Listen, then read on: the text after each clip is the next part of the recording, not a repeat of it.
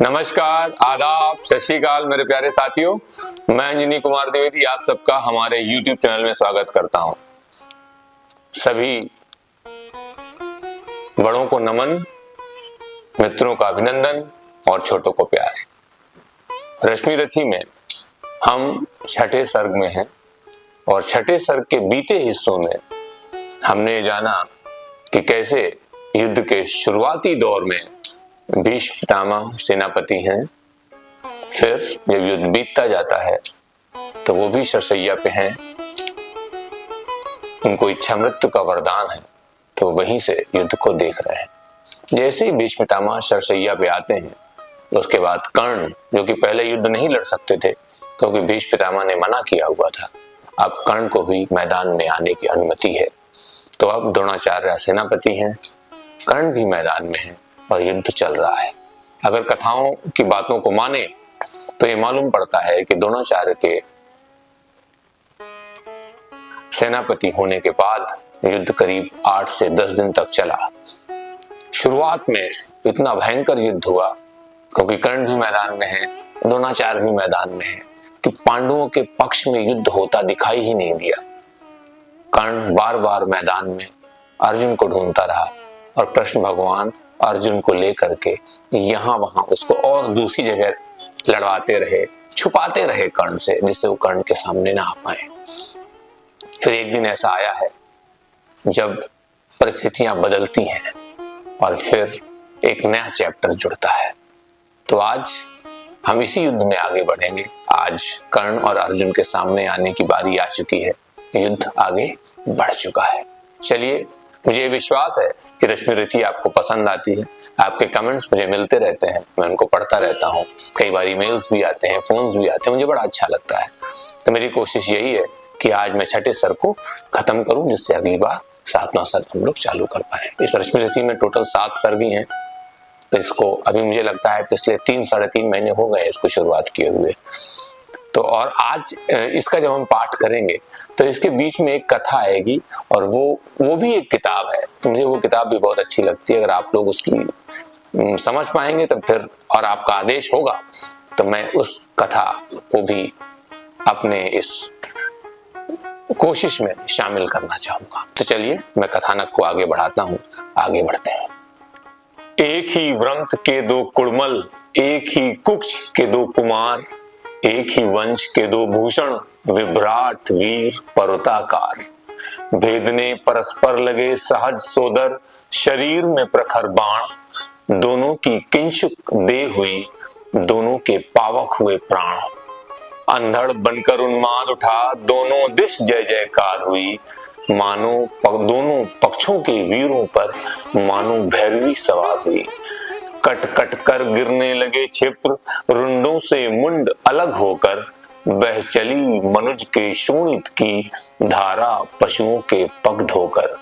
लेकिन था कौन हृदय जिसका कुछ भी यह देख दहलता था कौन नरों की लाशों पर जो नहीं पांव धर चलता था। तन्वी करुणा की झलक झीन किसको दिखलाई पड़ती थी, किसको कटकर मरने वालों की चीख सुनाई पड़ती थी।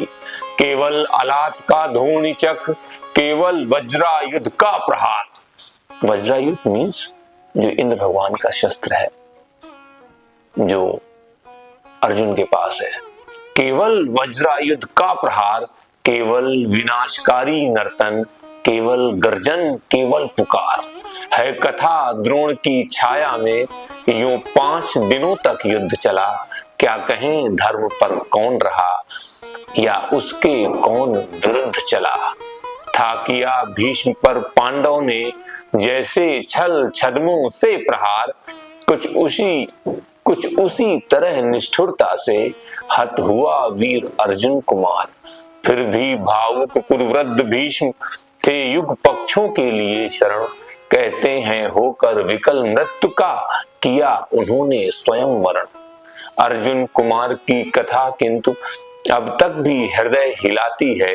सभ्यता नाम लेकर उसका अब भी रोती पछताती है। पर हाय युद्ध अंतक स्वरूप, पर हाय युद्ध अंतक स्वरूप, अंतक साही दारुण कठोर, देखता नहीं जायायान युवा, देखता नहीं बालक किशोर। यहाँ पर मैं थोड़ा आपको समझाना चाहूंगा, जब द्रोणाचार्य जी सेनापति हैं और युद्ध आगे बढ़ रहा है और अर्जुन को दूर रखा जा रहा है कर्ण के सामने से, तब एक दिन कौरव ये प्लानिंग बनाते हैं कि कैसे अर्जुन को, और जब अर्जुन दूर ही है तो क्यों ना और सेना को खत्म किया जाए। तो वो लोग एक प्लानिंग बनाते हैं और प्लानिंग में क्या किया जाता है कि अर्जुन को विराटनगर में आक्रमण किया जाता है, तो वहां की सेना से लड़ने के लिए अर्जुन चले जाते हैं। अब कुरुक्षेत्र में उस दिन अर्जुन है नहीं, और यहाँ कुरुक्षेत्र में कौरव एक चक्रव्यूह की रचना करते हैं। चक्रव्यूह को तोड़ना सिर्फ 3 लोगों को आता है, अर्जुन जो वहां पर है नहीं, द्रुपद और अभिमन्यु जो वहां पर है। द्रुपद सबसे पहले कोशिश करते हैं, लेकिन उनके सामने जयद्रथ आता है। जब जयद्रथ आ जाता है सामने, तो जयद्रथ को उस दिन यह वरदान होता है कि आज वो किसी से नहीं हारेगा, क्योंकि जयद्रथ को वरदान होता है किसी एक दिन तुम अपने जीवन में कभी हारोगे ही नहीं। तो आज का दिन वही है जब जयद्रथ अपने वरदान को सिद्ध करता है और द्रुपद के सामने आता है। द्रुपद उससे हार जाते हैं। उसके बाद अब कौन चक्रव्यूह को तोड़ेगा, तो अभिमन्यु आज्ञा लेकर के चक्रव्यूह में जाते हैं। अंततः वो हारते हैं। वहां पर उनको सब लोग मिलके उनका वध करते हैं और जयद्रथ उनके शव का अपमान भी करते हैं। जब अर्जुन लौट के आते हैं तब उनको मालूम पड़ता है कि कैसे अभिमन्यु को वीरगति प्राप्त हुई, और तब वो शपथ लेते हैं। यहाँ पर वही कहानी है, लेकिन थोड़ा सा मैं और बताता हूँ जिससे आपको आगे और समझ में आए। जयद्रथ को एक दिन का वरदान है कि आज के दिन वो किसी से नहीं हारेगा, और जयद्रथ के पिता ने ये वरदान लिया हुआ है कि जिस किसी के हाथ से मेरे पुत्र का सिर कटेगा, यानी जयद्रथ का सर कटेगा और गिरेगा, उसका खुद ही मस्तक उड़ जाएगा। अब अर्जुन ने प्रतिज्ञा ले ली है कि कल मैं किसी भी तरह जयद्रथ को मारूंगा, और अगर नहीं मार पाया तो सूर्यास्त के बाद मैं खुद चिता में बैठकर अपनी जान प्राणों की आहुति दे दूंगा। अब इसको मैं आगे लेके चलता हूं, शायद अब आप पूरी तरह इसको समझ पाएंगे।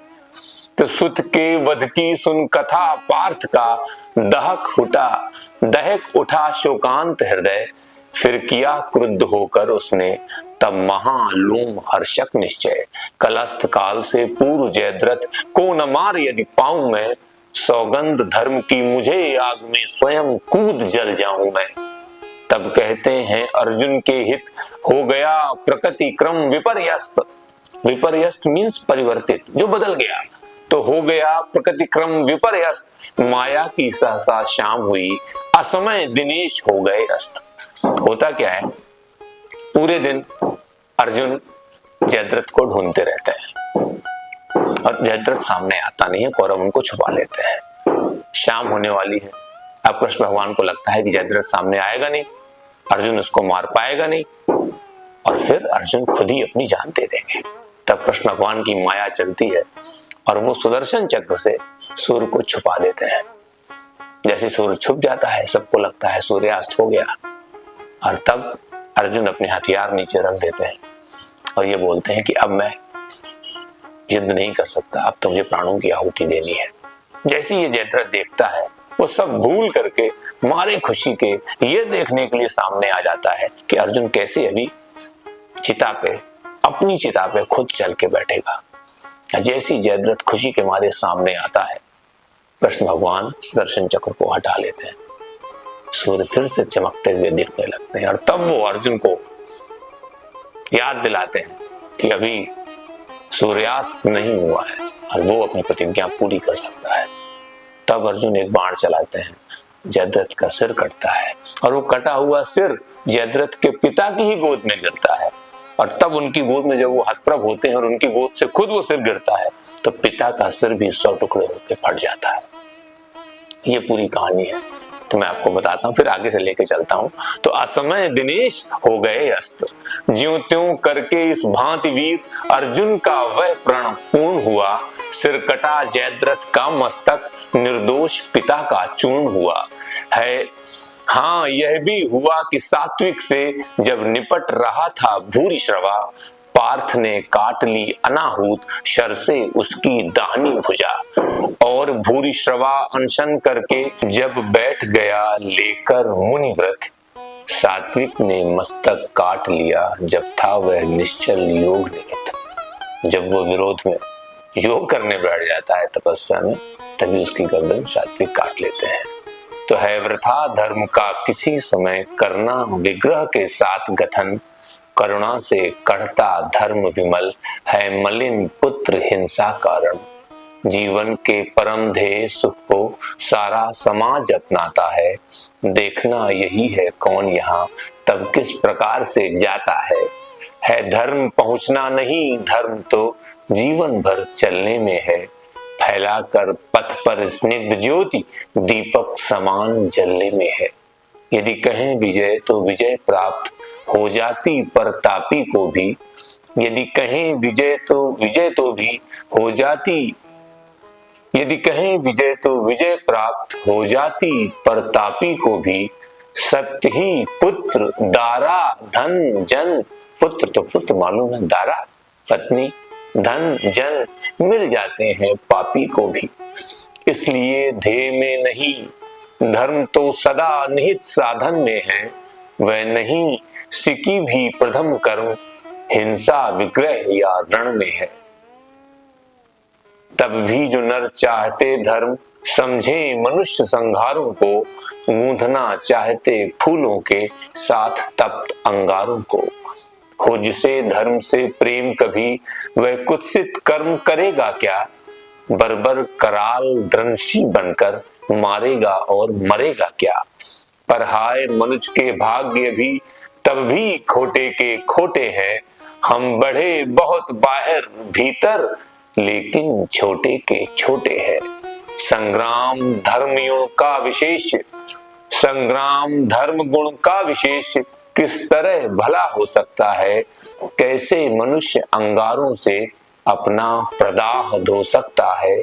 सर्पणी उदर से जो निकला पीयूष नहीं दे पाएगा, निश्चल होकर संग्राम धर्म का साथ न कभी निभाएगा।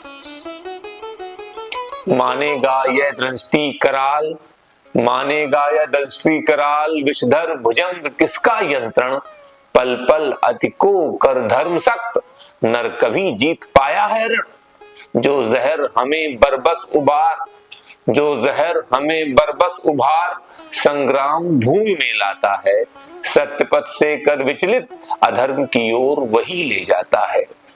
साधना को भूल सिद्धि पर जब टकटकी हमारी लगती है, फिर विजय छोड़ भावना और कोई न हृदय में जगती है। तब जो भी आते विघ्न रूप, हो धर्मशील या सदाचार, एक ही सदस्य हम करते हैं सबके सिर पर पाद प्रहार। तब कुछ नहीं दिखता जब विजय का एक जुनून चढ़ता है। उतनी ही पीड़ा हमें नहीं होती है उन्हें कुचलने में, उतनी ही पीड़ा हमें नहीं होती है उन्हें कुचलने में, जितनी होती है रोज कंकड़ों के ऊपर हो चलने में। सत्य ही ऊर्ध्वलोचन कैसे नीचे मिट्टी का ज्ञान करे, जब बड़ा लक्ष्य हो खींच रहा छोटी बातों का ध्यान करे। चलता हो अग्न उद्धलोचन, चलता हो अंध उद्धलोचन, जानता नहीं क्या करता है, नीचे पथ में है कौन, पांव जिसके मस्तक पर धरता है। काटता शत्रु को वह लेकिन साथ ही धर्म कट जाता है, फाड़ता विपक्षी को अंतर, मानवता का फट जाता है। वासना वहन से जो निकला कैसे हो वो, वासना वहन से जो निकला कैसे हो वह संयुग कोमल, देखने हमें देगा वह क्यों, करुणा का पथ सुगम शीतल। जब लोभ सिद्धि का आंखों पर, जब लोभ सिद्धि का आंखों पर माणी बनकर छा जाता है, तब वह मनुष्य से बड़े बड़े दुश्चिंत कृत्य करवाता है। फिर क्या विस्मय कौरव पांडव भी नहीं धर्म के साथ रहे, जो रंग युद्ध का है उससे उनके भी अलग ना हाथ रहे। दोनों ने कालिक छुई शीश पर, दोनों ने कालिक छुई शीश पर, जय का तिलक लगाने को, सत्य पथ से दोनों डिगे दौड़कर विजय बिंदु तक जाने को। इस विजय द्वंद के बीच युद्ध के दाहक कई दिवस बीते, पर विजय किसे मिल सकती थी जब तक थे द्रोण कर्ण जीते। था कौन सत्य पथ पर डटकर जो इनसे योग्य समर करता, धर्म से मारकर उन्हें जगत में अपना नाम अमर करता। कितना भी लड़ लो, द्रोण और कर्ण का कोई उपाय धर्मागत तरीके से नहीं है। था कौन देखकर उन्हें समर में जिसका हृदय न कांपता था। कैसे हराओगे, उनसे सब डर रहे हैं, धर्म से लड़के उनसे जीतना मुश्किल है। मन ही मन जो निज इष्ट देव का भय से नाम ना जपता था, कमलों के वन को जिस प्रकार विदलित करते मददत कुंजर, थे विचर रहे पांडव दल में तो मचा ध्वंस दोनों नरवत। पांडवों की सेना में हाहाकार है और द्रोणाचार्य और कर्ण घूम रहे हैं पागलों की तरह। संग्राम बुभुक्षा से पीड़ित सारे जीवन से छला हुआ, राधे पांडवों के ऊपर दारुण अमर्ष से जला हुआ। इस तरह शत्रुदल पर टूटा जैसे हो दावा नल अजय, यूं टूट पड़े हो स्वयं स्वर्ग से उतर मनुज पर कांत के। संगठित था कि 49 मरुत कर्ण के प्राण में छाए हो। ऐसे लगता था कि 40, 50, 49 हाथियों का ताकत कर्ण के अंदर आ गई हो। संगठित या कि 49 मरुत कर्ण के प्राण में छाए हो, या कुपित सूर्य आकाश छोड़ नीचे भूतल पर आए हो। अथवा रण में हो गरज रहा, अथवा रण में हो गरज रहा, धन लिए अचल प्रालेयवान, या महाकाल बन टूटा हो भूपर ऊपर से गरुत्मान। बाणों पर बाण सपक्ष उड़े, बाणों पर बाण सपक्ष उड़े, हो गया शत्रुदल खंड खंड, जल उठी कर्ण के पौरुष की काला नल सी ज्वाला प्रचंड। दिग्गज दराज वीरों की भी छाती प्रहार से उठी हहर, सामने प्रलय को देख गए गजराजों के भी पांव उखड़। जन जन के जीवन पर कराल दुर्मद कृतांत जब कर्ण हुआ, पांडव सेना का हाल देख केशव का वदन विवर्ण हुआ। सोचने लगे छूटेंगे क्या सबके विपन्न आज ही प्राण, सत्य ही नहीं क्या है कोई इस कुपति प्रलय का समाधान। है कहां पार्थ, है कहां पार्थ। कृष्ण भगवान को लग रहा है कि समाधान क्या है इस कर्ण को रोकने का। कर्ण पागलों की तरह अर्जुन को ढूंढ रहा है कहां पार्थ, है कहां पार्थ। राधे गरजता था क्षण क्षण, करता क्यों नहीं प्रकट होकर अपने कराल प्रतिभट से रण। बोल रहा अपने दुश्मन से आके आंख से आंख क्यों नहीं मिलाता, मुझसे लड़ता क्यों नहीं। क्या इन्हीं मूलियों से मेरी, क्या इन्हीं मूलियों से मेरी, सेना को मूली बोल रहा है, तो क्या इन्हीं मूलियों से मेरी रणकला निबट रह जाएगी, या किसी वीर पर भी अपना वह चमत्कार दिखलाएगी। हो छिपा जहां भी पार्थ, हो छिपा जहां भी पार्थ सुने, अब हाथ समेटे लेता हूं सबके समक्ष द्वैरथ रण की, मैं उसे चुनौती देता हूं।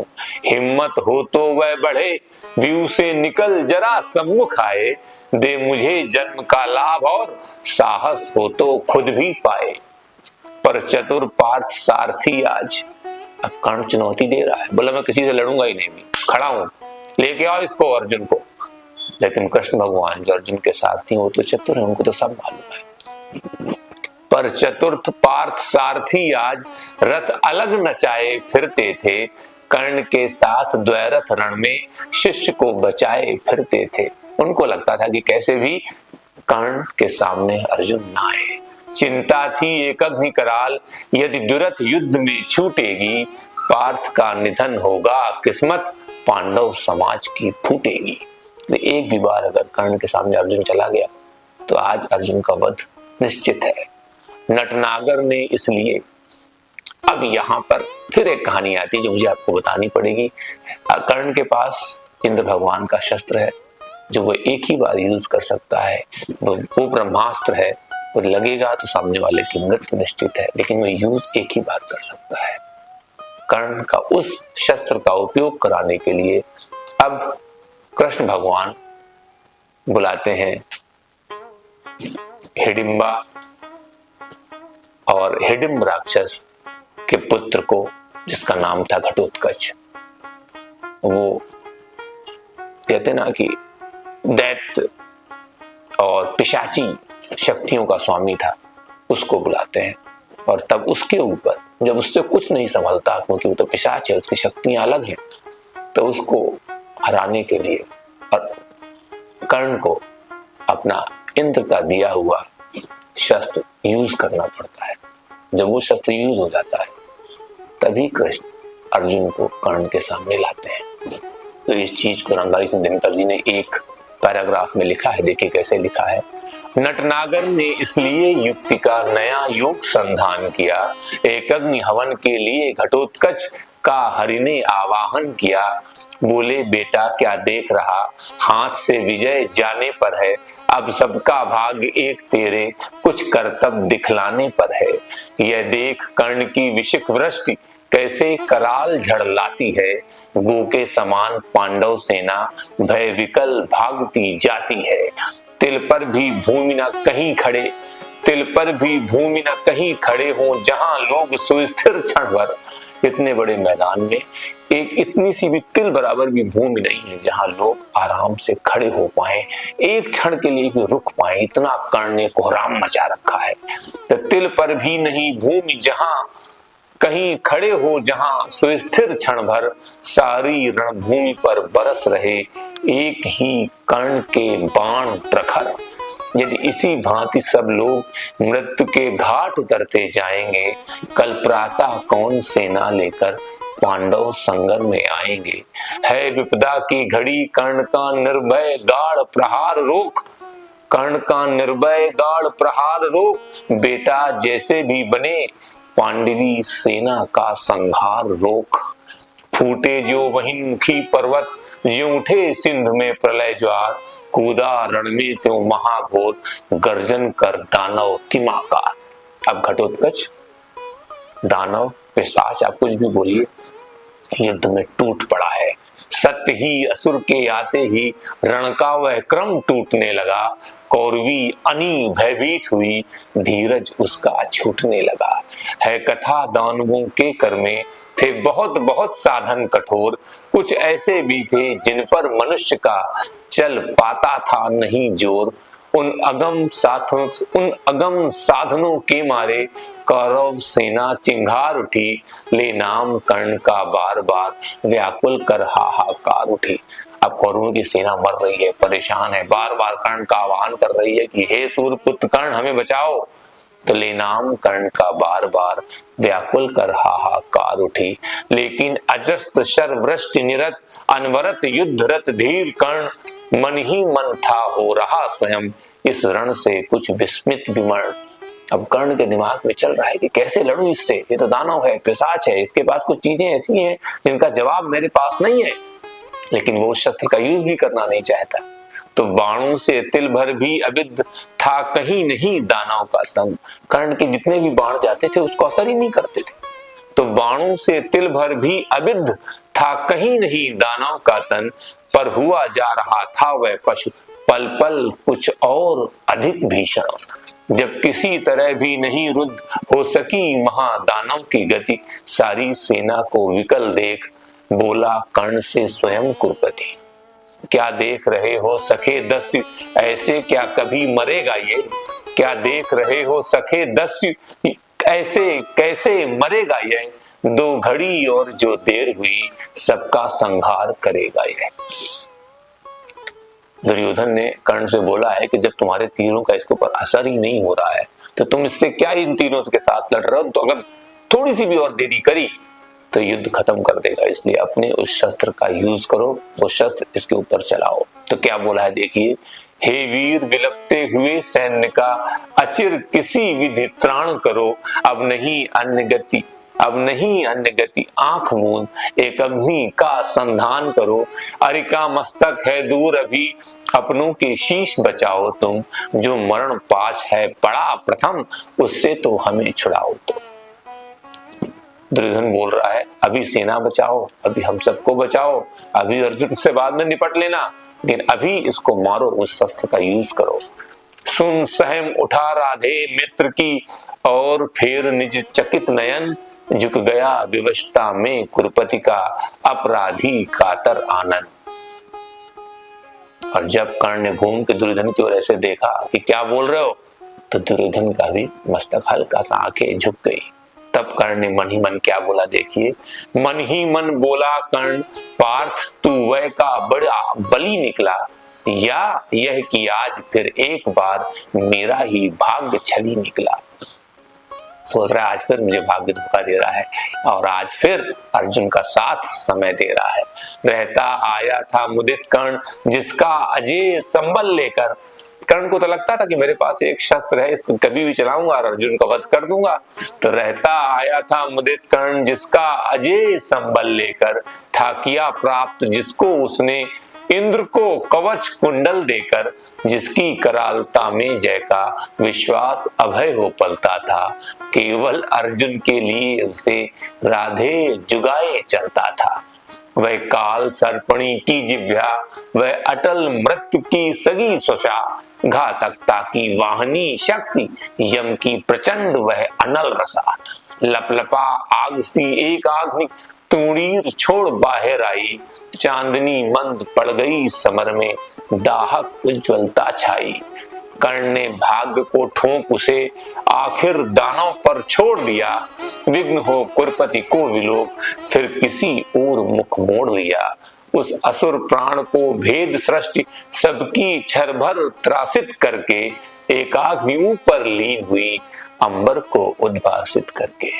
कर्ण ने तीर निकाला, फायर किया, घटोत्कच खत्म हुआ और वो शस्त्र वापस इंद्र भगवान के ऊपर चला गया। पा धमक धरा धस उछल पड़ी, और जब वो गिरा इतना बड़ा दस्यु तो जमीन दब के उछल गई। तो पा धमक धरा धस उछल पड़ी, जो गिरा दस्यु पर्वताकार, हाहा की चारों ओर मची पांडव दल में व्याकुल पुकार। नरवीर युधिष्ठिर नकुल भीम रह सके कहीं कोई न धीर, जो जहां खड़े थे लगे वहीं करने कातर क्रंदन गंभीर। सारी सेना थी चीख रही, सारी सेना थी चीख रही, सब लोग व्यग्र बिललाते थे, पर बड़ी विलक्षण बात हंसी नटनागर रोक न पाते थे। उनका तो काम हो गया कृष्ण भगवान का। टल गई विपद कोई सिर से, या मिली कहीं मन ही मन जय, क्या हुई बात क्या देख हुए केशव इस तरह विगत संशय। लेकिन समर को जीत कर निज वाहिनी को प्रीत कर, वलियत गहन गुंजार से पूजित परम जय जयकार से, राधे संगर में चला मन में कहीं खोया हुआ, जय घोष की झनकार से आगे कहीं सोया हुआ। आज कर्ण को इस जीत से कोई खुशी नहीं है। हारी हुई पांडव चम में हंस रहे भगवान थे, पर जीत कर भी कर्ण के हारे हुए से प्राण थे। क्या सत्य ही जय के लिए केवल नहीं बल चाहिए, कुछ बुद्धि का भी घात, कुछ छल छद्म कौशल चाहिए। क्या सिर्फ बल से ही लड़ाइयां जीती जाती हैं, कुछ छल करना भी आना चाहिए, ये बोल रहे हैं दिनकर जी।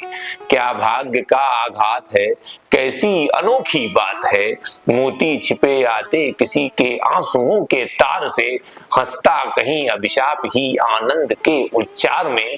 मगर यह कर्ण की जीवन कथा है, नियति का भाग्य इंगित प्रथा है, मुसीबत को नहीं जो झेल सकता, निराशा से जो नहीं खेल सकता, पुरुष क्या श्रृंखला को तोड़ करके चले आगे नहीं जो जोर करके। यही कर्ण की कहानी है, चले आगे नहीं जो जोर करके। अब कर्ण ने अपना इंद्र का दिया हुआ शस्त्र भी यूज कर लिया है। अब ना उसके पास कवच कुंडल है, ना वो शस्त्र है। कृष्ण भगवान के चेहरे पर हंसी आ गई है, क्योंकि आज उन्होंने कर्ण को सही में दुर्बल कर दिया है। अब अर्जुन के वध का जो उनके मन में भय है वो निकल चुका है। अब युद्ध नया मोड़ लेगा। अब अर्जुन कर्ण के सामने आएगा युद्ध करने के लिए। आज यहीं पर छठा सर्ग खत्म होता है। अब इसका आखिरी सर्ग, सप्तम सर्ग बाकी है, जिसकी शुरुआत हम अगले एपिसोड में करेंगे। आशा है आपको वीडियोस अच्छे लगते होंगे। तब तक के लिए आप मुझे आज्ञा दीजिए। हाँ, मेरी एक आपसे विनती है कि आप मेरे वीडियोस को अपने दोस्तों के साथ, अपने परिवार के साथ शेयर करें, अपने कमेंट्स जरूर करें जो मेरे मनोबल को बढ़ाते हैं। और मैं इस क्रम में अगली किताब का चयन भी कर रहा हूँ, तो अगर आप लोग मुझे ये बताएंगे कि अगली किताब कौन रखी जाए तो वो भी मेरे लिए बहुत ही उत्साहवर्धक होगा। तब तक के लिए मैं आप सबसे आज्ञा चाहूँगा। धन्यवाद।